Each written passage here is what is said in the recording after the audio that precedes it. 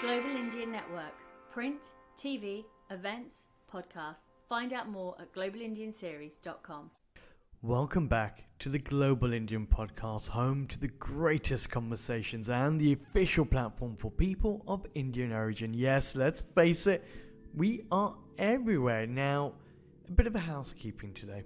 We continue our voyages of the history of Indianness, and as you saw last week, these conversations take a deeper dive into the unknown histories of the movements of our people.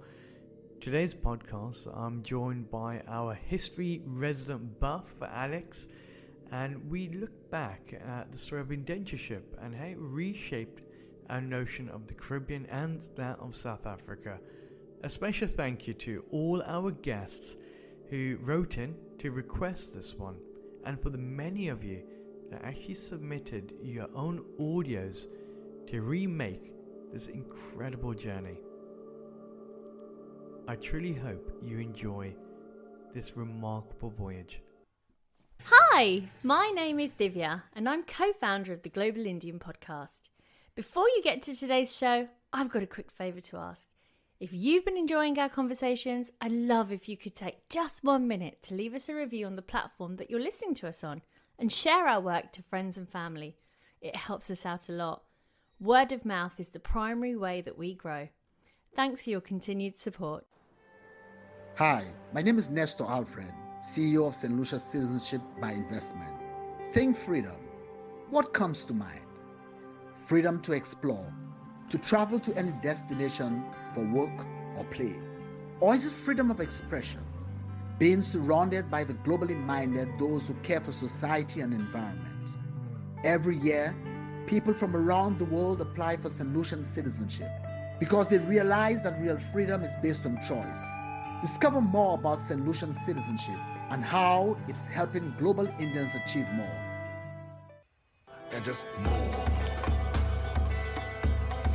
Get up and just move. Get up and just move. Get up and just move. The year's 1838. Slavery was abolished in Britain in 1833.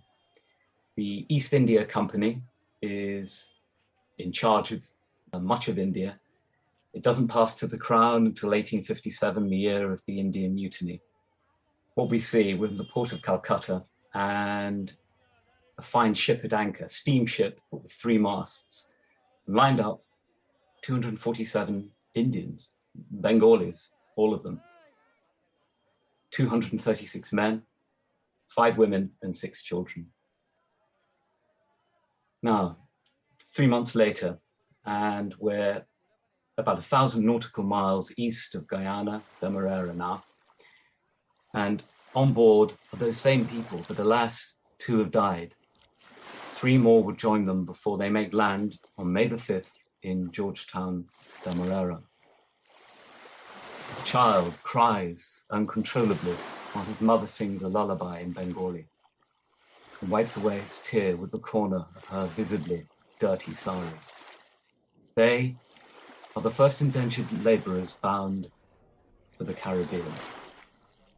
Also accompanying them are their sidars, interpreters, who are there to look after them and interpret for them. They are given simple provisions such as rice and clothing, and a ship's surgeon is provided, Dr. Richards. Let's listen back to our Global Indian Ambassador at Large, President Donald Ramotar, as he tells us a bit more about this form of indentureship. Indian indentureship in the then British Guyana was extremely brutal. The conditions that they had to live and work under was very little different from those of the slaves that preceded them into Guyana. They lived in the same houses that the slaves had left after the abolition of slavery.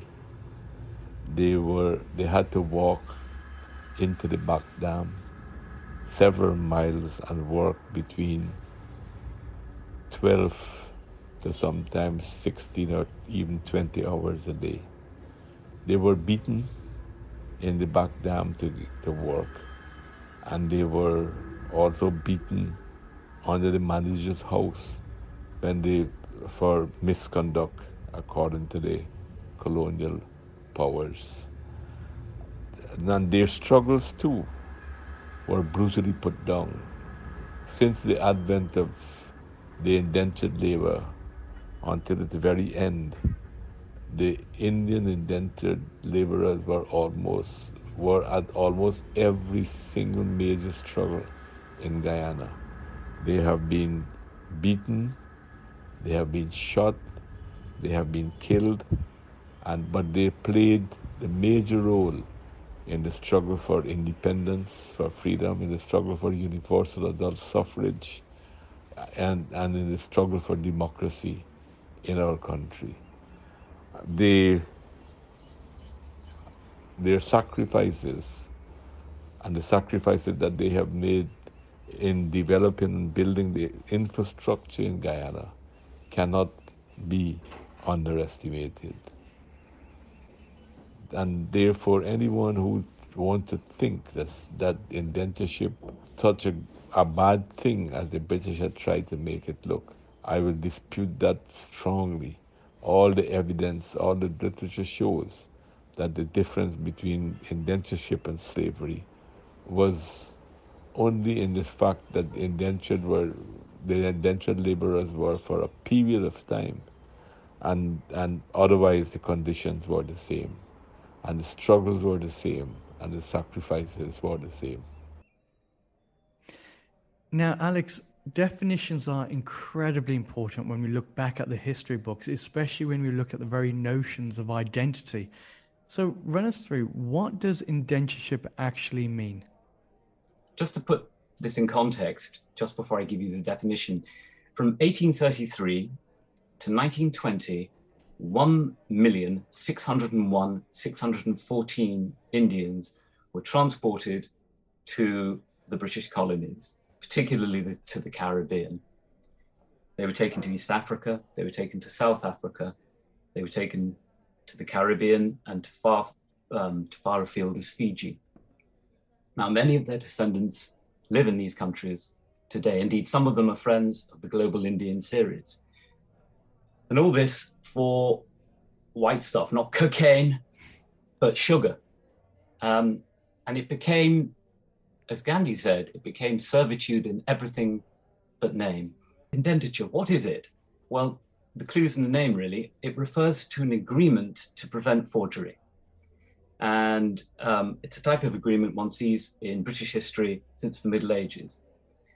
And it's so called because the agreement was made on a single sheet of paper between both parties, and a zigzag cut was made between, so that those two documents could be joined together to prove that it was from the same document. So it's a simple means of preventing forgery. So hence the name indenture, because those cuts look a bit like teeth. Now, this agreement was entered in upon by 1.5 million Indians, and almost without exception, that agreement was breached. Not necessarily by the British government itself, but by plantation owners, by agents, and by those working in their employ. Because we have to remember at this moment in time, it wasn't the British government as such, it was a private sector company, and this was in the back where Britain was almost in revolt, where the local people in the UK were saying, end slavery now. And so amongst that, in the need for bringing cheap labor, obviously these mass agents were sent to India to almost, in a way, coax the uneducated, the poorest of the poor, for better promises of a better world by jumping on these things. Now, what am I looking at in my hand right now? Rajan is looking at the ship register from ship the Rozak, and she made land in Trinidad in 1845. And written in the most beautiful copper plate, are the names of the passengers and their ages. And I can make out Indian names which have been taken down phonetically. There's Ananda there, male, 24. There is Shola, 30. These are among many records, not throughout the world actually, not only in the Caribbean, that can be accessed today. It's a matter of public record. This comes from the National Archives of Trinidad and Tobago. Just returning to your point, if I may, yes, we have indentureship, the indentured labourers of India, for one reason, essentially, and that is, ironically, the abolition of slavery in Britain in 1833. This caused an acute labour shortage to work on the sugar plantations. Plantation owners and others turned to the nascent Indian Empire and the East India Company, to poor labourers, most of them from Bengal to begin with. And they were put to work on the sugar plantations around the Caribbean and on railways in East Africa and elsewhere. Because some of the numbers here that you're showing me as a breakdown, you had over close to 500,000 that went to British Mauritius. You had British Guyana, close to 250,000, Trinidad and Tobago through to St. Kitts, which had 337. And the numbers themselves are quite staggering, especially when you have a look at the dates in which people were leaving. The first ship left, according to your research, at 1845, and it's 225. And the latter ones, only a year later, you're looking in excess of 2,000 people on board.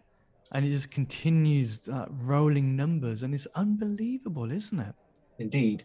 The first ship was the Whitby, and she was accompanied by the Hesperus, and she made land in 1838, in May of 1838, in Guyana, Demerara. But the numbers are staggering.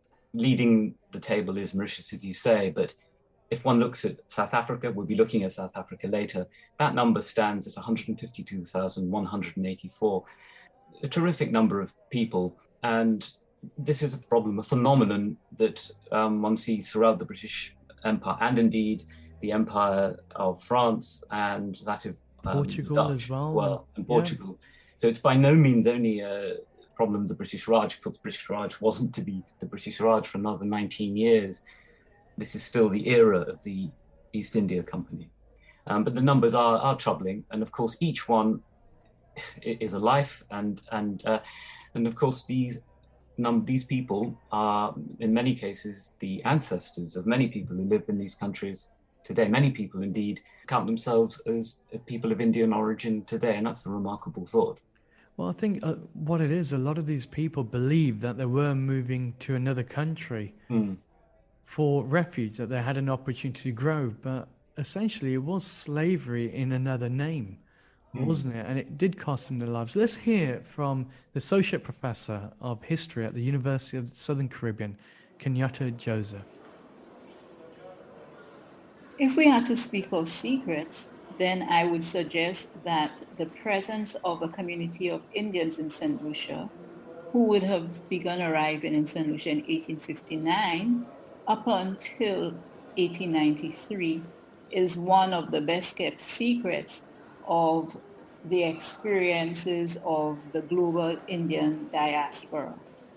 These individuals arrived in St. Lucia mainly to provide labor on the estates, looking for a better life.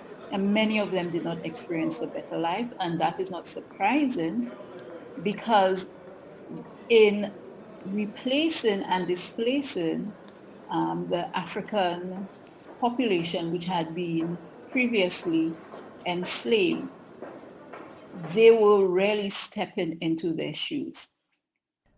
So regulations flouted. Obviously, we're looking at this business, a private sector company, and on paper at least, it looks perfectly above board. It seems that it's a contract that's signed up, a legally binding one, and these individuals were transported to so-called colonies, and they're later known obviously as the deathA, and they were done in free will and good faith. But in reality, it was actually exploitation in its biggest means, wasn't it? You're right. you mentioned the regulations. There were regulations drawn up. The East India Company drew up regulations that were supposed to protect those who signed these indentures. For example, they were supposed to be sworn before a magistrate, and most of them were. I have to point that out, most of them were. But they were sold a lie. And really, what they were in for was not a job and a better life. They were in for a life of toil, working from dawn to dusk on the plantations of very rich merchants. And in some cases, they weren't paid at all. And theirs was a life not very different from that of the slaves they would replace. On that note, let's go back to the professor. So when we think about enslaved Africans, and that when they arrived on the sugar estates in a place like St. Lucia, many of them were not expected to have lived more than 5 or 6 years after their arrival, partly due to the very terrible intensity of the work that they were involved with, malnutrition and undernourishment, but also the disease environment, the overcrowding and so on that could happen, and in some instances were experienced, were very similar to what Indians experienced when they arrived. It's a certain irony that slavery was abolished only to introduce another system of slavery in everything but name. Just going back to those regulations of 1837, as I say, they stated that the emigrant and the emigrating agent, we'll come to these agents in a moment, they have a lot to answer for actually, were required to appear before an officer designated by the government of British India, generally a magistrate, and they would sign it in the presence of this magistrate. And it was generally their term of indentureship was to be for 5 years. The plantation owners wanted 10. And they, in the end, the British government wasn't having that. I'm pleased to say they had to put up with 5. But the problem is this: the regulations were easy to get round. Plantation owners unashamedly abused the system. Most plantation owners were absentee owners of these businesses, and so they only had what the plantation, their managers, said to go on, and they lied. They said all was well, they said everyone was happy, the regulations were being adhered to, and everything was going swimmingly. But in truth, they weren't. People were suffering, men were suffering, women were suffering, and children were suffering, and they were toiling in these fields. It's highly likely Queen Victoria would have eaten sugar made by the hands of an indentured Indian labourer. Because there's almost a double whammy, wasn't there? I know from my own travels across the Caribbean, a lot of people almost have this thought process that indentureship was older version of an expat community. People came in because jobs were being offered that the local community couldn't do, and in this case it was those who were now freed from slavery. But that was not the case. These were people that were duped, that were brought over, who understood that they were heading to a location, not knowing that slavery actually did exist in those areas, but also not being educated enough to be able to understand the contracts that were being signed. And so now all of a sudden they find themselves in a new country, totally dislocated of language, culture, religious ideals, cuisines and foods, and in some cases up to 50% of them die along the journeys on the ships, and a further 50% in other countries die in the space of 2 years in their new homes. I know you did a lot of research looking towards Sir Robert Peel's government. Tell me a bit about that. Well, Sir Robert Peel, of course, it was he who set up the police force, hence peelers, the word peelers. But thanks to the campaigning of people like Lord Brougham, who was a very prominent member of the anti-slavery movement, along with Wilberforce. By 1838, Wilberforce was dead, but Brougham managed to put a stop to indentureship for a year. However, Sir Robert Peel was forced to bow to pressure, and he made the emigration to Jamaica, Trinidad, and Demerara lawful in 1844. He was coming under terrific pressure from the plantation owners, many of whom were rich, of course, but many of whom carried considerable influence in Parliament and the courts. And that decision of 1844 would affect millions of people today. course, it wasn't just the Caribbean, it was also within Africa. Let's hear from our own global Indian correspondent and friend of the Global Indian series, Naren Ganesh. These poor souls came to South Africa in two categories, as indentured laborers in 1860 and later as free or passenger Indians. But their remarkable history ever since cannot be denied or ignored, simply because as a community of people, they have risen way beyond what was intended for their lives. Despite the, at times, inhumane brutality and horrendous living conditions meted out to them, they persevered and survived the torture and hardships that came their way. Indentureship became a passport for success, and rather yielding to being thralls of another's power, they have risen much like the proverbial phoenix and revamped the spirit of their very own humanity. The belief that they belong, that they serve, that they contribute to a country that is very much theirs as it is another's, ensured that the mark of indenture was nothing more than a process of identity rather than a license for slavery. Well, their lives were one of toil and servitude. Naren Ganesh hints at that in his excellent statement. And indentured labour, even if he or she were treated well, and most were not, was a de facto slave. And by that I mean he did not have freedom of movement.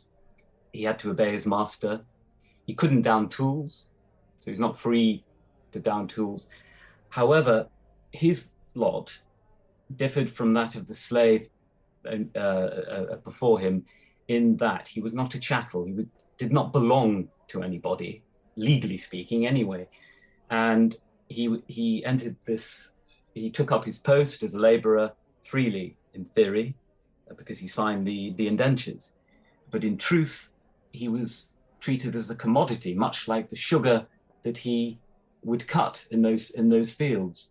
So there is a sense in which the indentured Indian labourer is as much a slave as the slaves before him.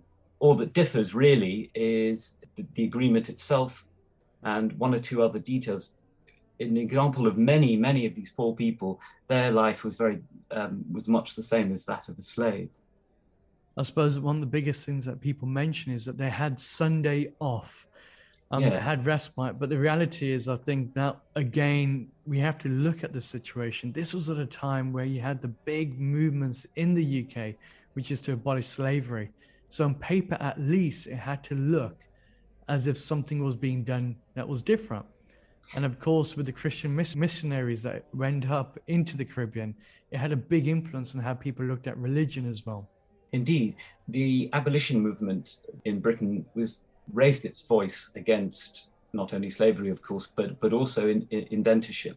Lord Brougham, as I say, he was instrumental in making sure, as far as possible, that these people were well cared for in the event that didn't happen. But there were those, the anti-slavery movement, who really did care about these people and ameliorate their lot. For example, Brougham himself would be a critic of many of the plantation owners of the Caribbean, including a man we'll talk about later, John Gladstone. Absolutely. Let's hear from our Global Indian ambassador there, Rajesh Gopi. He's a known playwright. He's actually produced theatre productions looking at the lives of those of Indian origin that came via indentureship. We know that slavery was legally or officially abolished in the British Empire around 1820, but something needed to replace that. The British were conniving and clever to say, let's get people to consent to their own servitude and slavery. While people signed a contract that had conditions that ensured that they would be treated well, in practice, whites treated Indians, brown and black, as slaves, really. In the indenture of Natal, we know that the labor, or Indian labor here, was seminal to the success of the plantations and the life of the province that would have probably failed had it not been able to secure this labor from India. The whites here needed regulated labor, labor that they could count on when they needed it. And the Indians that worked here battled and were challenged on multiple levels. Personally, as something as simple as food, marriage, etc. Men sometimes hung themselves out of frustration, not being able to find a bride. These are well documented. On the outside, laborers could not leave the plantation, or they could not wander out 2 kilometers outside the plantation, which in essence means they were prisoners on the plantation. If they were caught, they were often beaten. Rations were taken out of their monthly supplies. They were docked wages. All these penalties and fines that were imposed on them made it really difficult for them to realize the initial dream of coming over to South Africa. Yet somehow these people prevailed, and that was not the aim of the British, to have Indians succeed here. That was an absolute, incidental repercussion of the whole indentured labor system. Now, we speak about, obviously, the toiling part, that there was a lot of work that had to be done in the fields. And the fact was, a lot of these guys were sitting on hundreds of acres of lands with various crops that had to be grown. So essentially, you had the case of more of a social difference rather than that of a caste. It was a class divide, where the masters had these big, beautiful homes in the middle, and you had these small huts that were almost dotted around, and also done it in a way to make sure that people were doing certain jobs. Now, some of the things that you shared with me was that you had boiling houses, sheds, and storehouses, and these guys were working, in some cases, over 24 hours a day. Is that correct? From what I gather, yes. The slaves before them were at times forced to work 24 hours a day. It's because making sugar is a very intensive business. And at the time, it was quite a cutting edge one as well. The technology was quite a complicated one. But yes, sugar plantations were farms and factories. In other words, they grew the crops, the sugar, and then they processed them. So you needed people to till the soil and reap the crops, the sugar cane, and then you needed machinery and those to operate it, to turn it into refined sugar that would be used in rum, everything from rum to cakes, which would be eaten in England and sold by grocers. Sugar was and is big business. It's addictive. So life on the plantations was tough, both for slaves and for the indentured laborers who only came, 5 years later. It was particularly hard for those who toiled in the fields under the burning. One reason they sought Indians was that Indians, particularly of Bengal, were used to the tropics and working in the tropics, could cope with the heat. And of course, many of them did cope. There's a certain irony in this. The indentured laborers were to live, as you say, on the plantations in little cottages with thatched roofs. But these are the very same cottages the slaves had lived in 5 years before, throughout the British Empire, in the Caribbean, in Africa, and elsewhere. There's a big misconception when it comes to the Caribbean, because most people look at all the Indians that came into the Caribbean via indentureship, but there was this small community, wasn't there, of people that boarded the ships that were known as passengers. Yes, they took passage to the colonies, and they did so without an indentureship agreement. Let's hear from the author, historian, and social commentator in Barbados, Sabir, and what he has to say about this. Unlike the arrival of East Indians, indentured laborers to Guyana, Trinidad, Suriname, and other Caribbean countries, East Indians in Barbados came on their own, and they came accidentally. The first known East Indian to come to Barbados was Basharat Ali Diwan from West Bengal, who initially went to Trinidad and after a few weeks decided to come to Barbados in 1910. He started a itinerant trading business, going at the homes of local Barbadians and selling his merchandise on generous credit basis. Later in 1929, 4 Muslim men from the village of Kaflita came from Gujarat, decided to go to Brazil to cut lumber, but decided to go to Guyana, where they were told that lots of money can be made by carrying coconuts and charcoal in a schooner to Barbados. They made about 2 or 3 trips to Barbados, and during their third trip met Bengali Muslims and decided to make Barbados their homes. They also started the itinerant trading business. So today we have about 2,200 Gujarati Muslims living in Barbados. And in 1932, Jeevat Ram from Hyderabad, Sindh, which was part of India before partition, went to Bermuda to assist his brother-in-law in his store, and later decided that he too would like to open a store in one of the islands. His brother-in-law advised him to go to Barbados, so he came to Barbados and opened the first Hindi store in Bridgetown. Today we have about 350 members of the Sindhi community. We also have a small South Indian community who are mostly professionals. There are also East Indians from Guyana, Trinidad, and other Caribbean islands. Now, coming back to the UK, obviously you mentioned his name earlier, John Gladstone. Obviously, this is the father of the British Prime Minister, William Gladstone. I'm guessing Black Lives Matter, statue, and Wales. Is that the right order here, Alex? It is the right order. Before I come to John Gladstone, I just want to return, if I may, to the process of making refined sugar, because it was an incredibly difficult and dangerous one. And sugar made men rich, men like John Gladstone. It made them incredibly rich and incredibly powerful. But boiling sugar was done in a boiling house, and the cane was crushed and the juice was boiled until it turned into a thick brown liquid and then stored, and it was dangerous. Slaves and later indentured laborers often had their hands crushed in the rollers and scalded themselves in the vats which were used to boil the juice. And the tools, simple tools, of course, in the fields, you have the machete, which you might be wielding for from dawn to dusk. It could be 12 hours. You have the hoe and you have the spade. These are the simple tools with which the slave and the indentured laborer would work day in, day out, all year, with very little rest and very poor rations as well. The sick were made to work as they were under the slavery system. It was a cruel world, but it wasn't meant to be. The regulations were supposed to ensure the safety and well-being of the indentured laborers, but it was too difficult to police. Some of the laborers would be servants and cooks and maids, mostly women, and their lot was a bit easier. But in the days of slavery, many of these women were, unfortunately, the masters would sleep with them. And whether that was the case with Indians is a moot point.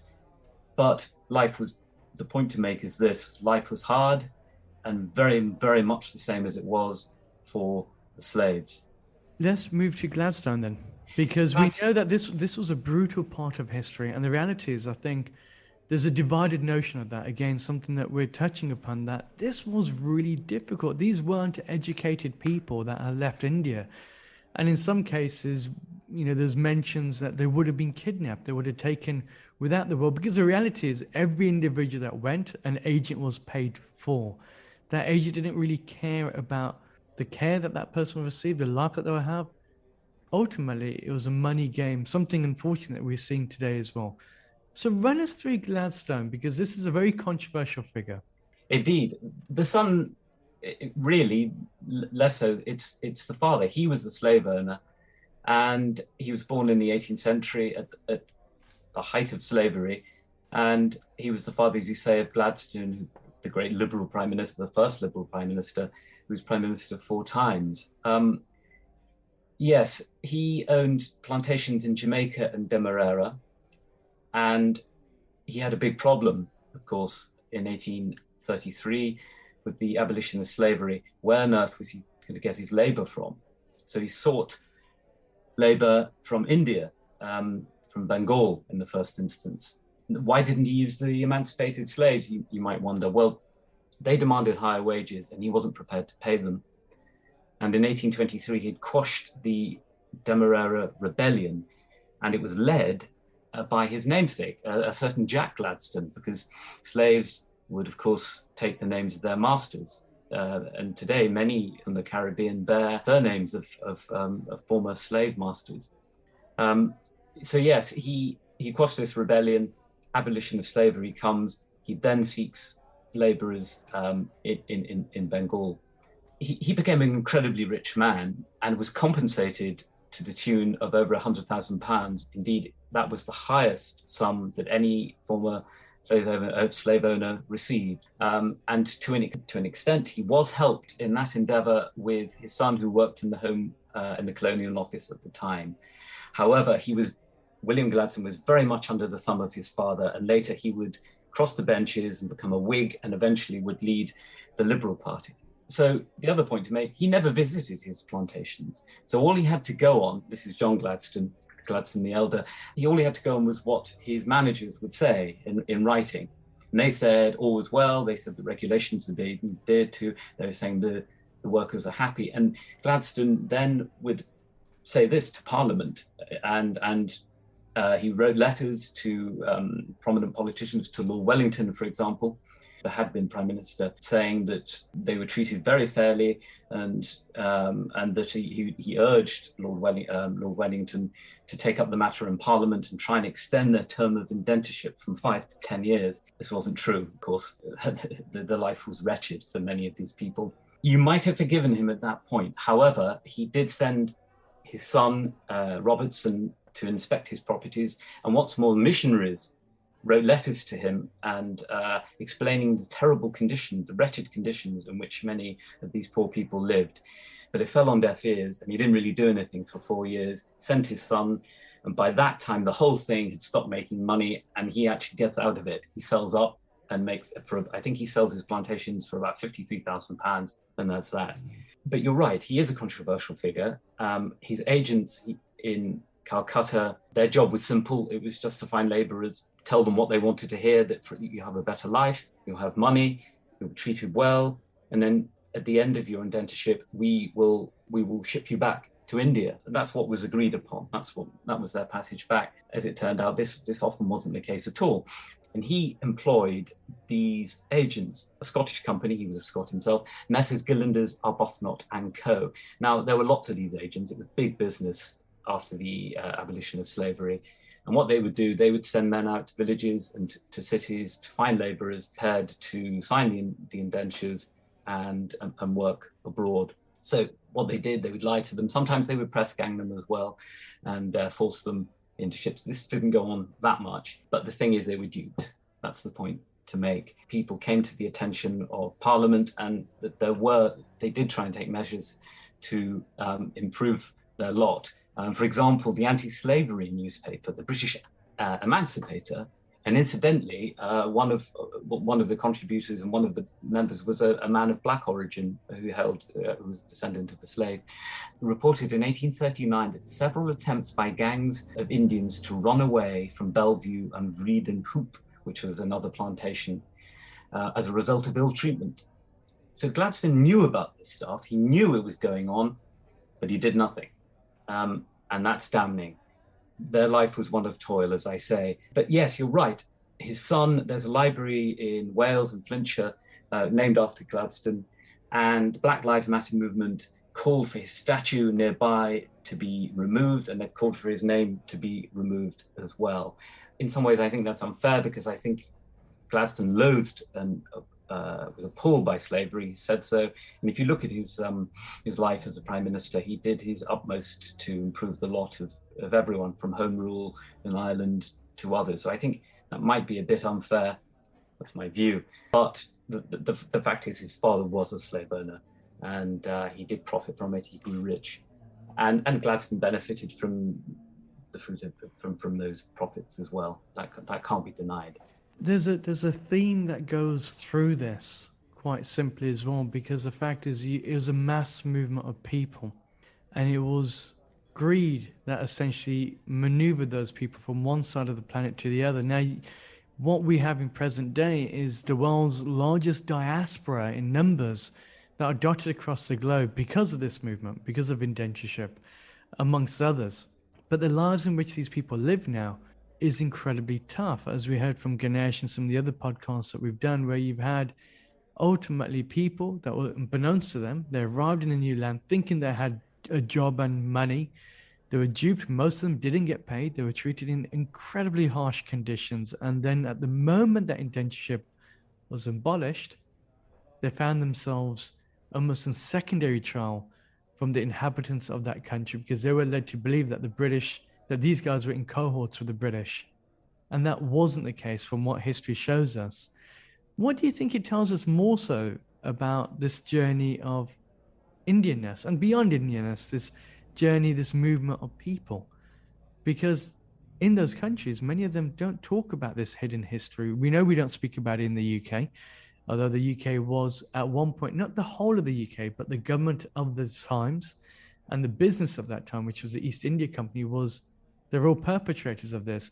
But then you've also got India and countries like now newly found Pakistan that still don't cover this in their history books. Yes, it is an omission. The East India Company was in charge of these matters until 1857, the year of the Indian Mutiny, and then the Crown took over. Not that the lot of indentured labour was much improved thereafter, it has to be said. But you're quite right. The Indian diaspora has been shaped by indentureship. If this never happened, the world would look very different. I mean, if you remove the Indians from South Africa, the Indians who lived in East Africa, in Tanganyika, which would become Uganda, if you remove them from the Caribbean, life would be very different.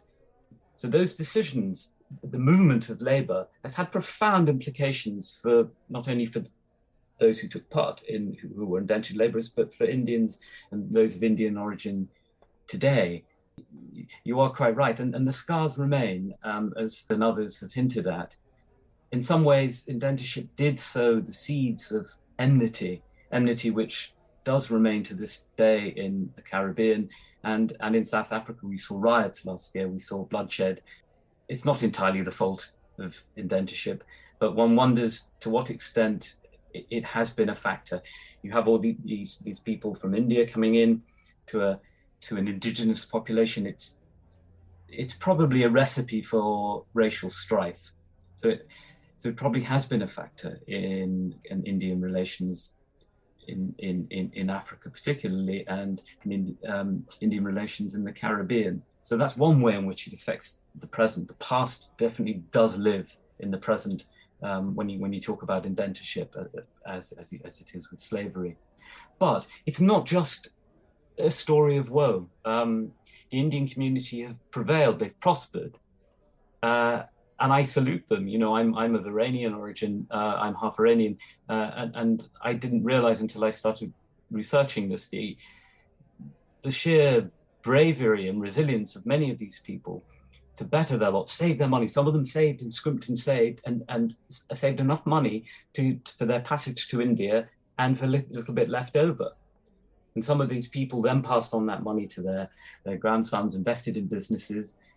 And many of those who lived in the Caribbean did just that too. They showed that great Indian entrepreneurial spirit, and you know, they made successes of themselves in very trying circumstances. And that's a testament to their fortitude and to the fortitude of their descendants today. So I do salute them for that. So the story isn't just one of sorrow, it's one of triumph, ultimately. Their troubles are not behind them by any means. If the Indian community can cope with this, they can cope with anything. Well, that's the end of that journey so far. This is your chance to participate in the world's greatest conversations and our very own 50 Shades of Brown journeys.